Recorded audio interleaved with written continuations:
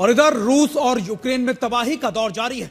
Ukraine ने Moscow और आसपास के इलाकों में ताबड़तोड़ बमबारी की है और रूस को भारी नुकसान पहुंचाया, जबकि रूस ने भी पलटवार करते हुए यूक्रेन के कई शहरों को निशाना बनाया।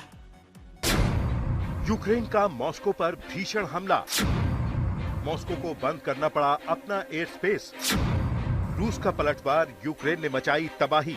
रूस और यूक्रेन की जंग और भीषण हो चली है। क्रिसमस से पहले और क्रिसमस के दिन रूस और यूक्रेन ने एक दूसरे पर जमकर बम बरसाए, जिसकी वजह से भारी तबाही देखने को मिली है। यूक्रेन ने एक बार फिर मॉस्को और आसपास के इलाकों पर जमकर हमला बोला है।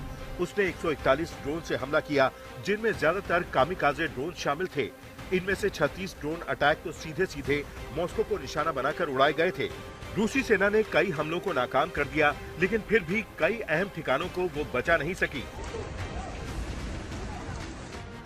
मॉस्को रीजन के खिनकी इलाके में यूक्रेन के ड्रोन अटैक से जगह जगह आग लग गई। इन तस्वीरों में तबाही का मंजर साफ देखा जा सकता है। रूस पर हुए ताबड़तोड़ हमलों की वजह से कई फ्लाइट्स को रद्द करना पड़ा। ड्रोन अटैक की वजह से मॉस्को के एयरपोर्ट्स पर किसी भी अनहोनी से बचने के लिए सभी उड़ानें रोकनी पड़ी, जिससे क्रिसमस मनाने के लिए सफर करने वाले लोगों को परेशानी का सामना करना पड़ा।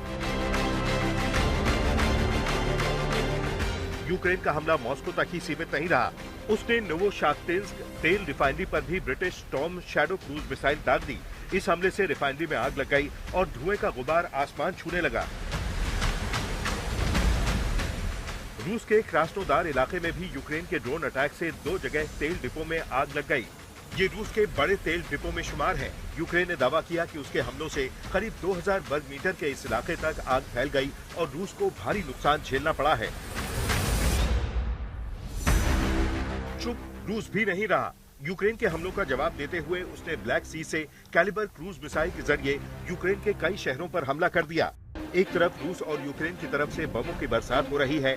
अब ये हमले न सिर्फ सैन्य ठिकानों पर हो रहे हैं, बल्कि रिहायशी इलाके, एनर्जी सेंटरों और तेल रिफाइनरी जैसे संवेदनशील ठिकाने भी हमलों की मार से बचे नहीं हैं। इस बीच यूक्रेन के राष्ट्रपति जेलेंस्की ने जंग खत्म करने की कोशिशों की तरफ एक और कदम बढ़ाते हुए ट्रंप के दूतों के साथ अहम मुलाकात की है और दावा किया है कि सब कुछ ट्रैक पर है। हालांकि कई मसलों पर अभी फैसला होना बाकी है। तबाही के इस दौर के बीच ट्रंप के दूत लगातार सक्रिय हैं। कीव से लेकर बर्लिन और फिर वॉशिंगटन तक उनकी हर मुमकिन कोशिश है कि ट्रंप का पीस प्लान जल्द ही लागू हो जाए। हालांकि बातें, मुलाकातें बेशक कितनी ही हो जाएं, लेकिन फिलहाल हर रात का सच यही है कि तबाही दोनों ओर लगातार बढ़ रही है।